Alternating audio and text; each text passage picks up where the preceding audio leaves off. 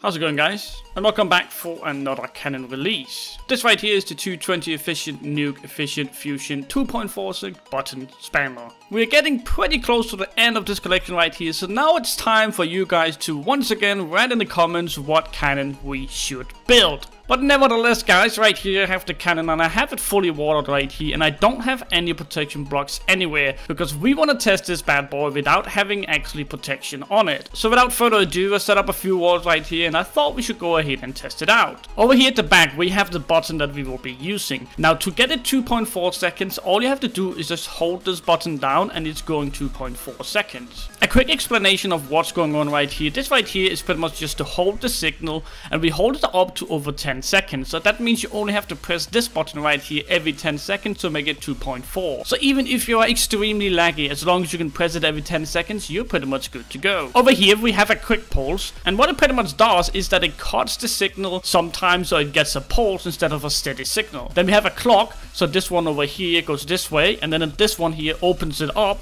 so the pulse is not that long. Then over here we have an extended pulser. What this one here does is that we first make it to a quick pulse. As long as we have it to a quick pulse, we know exactly how many ticks it takes before it gets to a normal stone button pulse, and that's pretty much what we're doing right here. Now, since we're not really sure how long this pulse over here is, we do need to cut it down to a quick pulse because we know exactly how long a quick pulse is, and then we can start putting the signals and the ticks right here to make it start a stone button pulse. So this is the only way we can do it because we don't really know the ticks and the pulse right here, so it's better just to reset the pulse and do it again. But without further ado, let's go ahead and see if we can do something like this instead, so I don't have to hold the button down. Now it's going, we have it on a pulse as you can see over there, and we should be nuking every single wall all the way in. Now keep in mind that if this cannon here didn't work, the cannon would just simply blow up since it has no protection blocks, and I am going to show you guys that in a second. But so far you can see that it nukes every single block, and it does seem to work out pretty well, as you can see down there. Now one thing you have to keep in mind is that we are now reaching a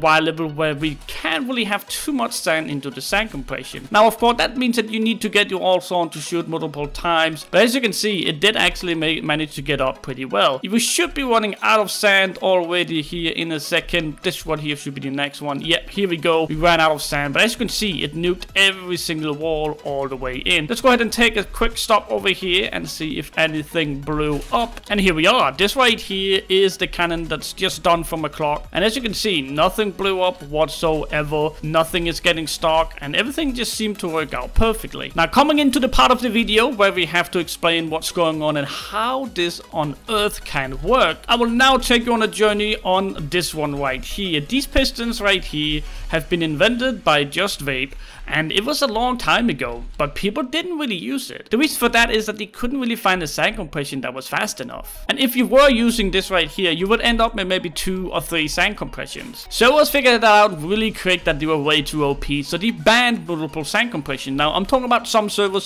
still have it allowed, but a lot of servers out there doesn't actually allow more than 1 sand compression. So when I made my next collection right here, I thought, well, how can I make a cannon that everybody will love and everybody would understand, and at the same time also will be very overpowered if you need to force rate? And I come up with this design right here. So these pistons right here, coming back to those, is that the TNT falls down on top of this block right here. Just before it explodes, the piston goes in, it falls down and closes again. Now while this one down here is getting boosted over to one block, another TNT is gonna fall right here and wait for its turn. We use that system over here. We also use it over at the hammer, and we also use it over here where the boosters is. Now you don't really need these right here for the power, we only need it for the booster, but I wanted to do it to avoid the ticks. Over here we have the sand compression, and we are using sand to push it out because we can make it a lot faster that way. So combine that with quick pulses, we have a pretty damn fast sand compression, actually 2.4 seconds. Over here we have the nuke. The nuke here doesn't need these in between right here, only the booster does. The only reason I haven't done it right here, but I've done it over there, is because this one here already has a lot of ticks, so I can't really avoid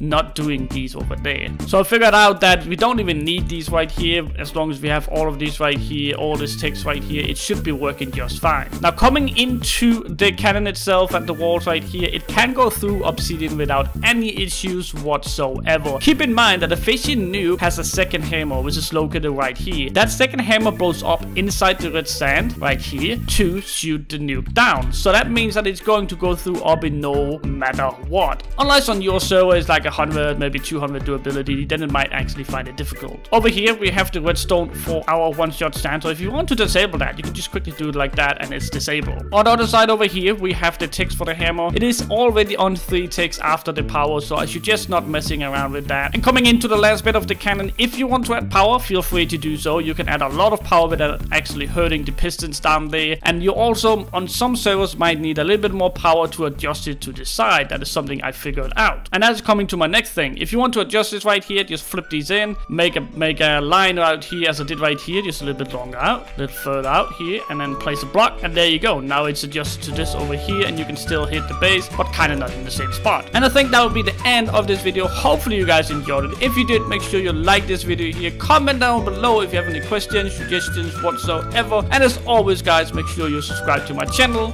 My name is Dexter, and I'm out.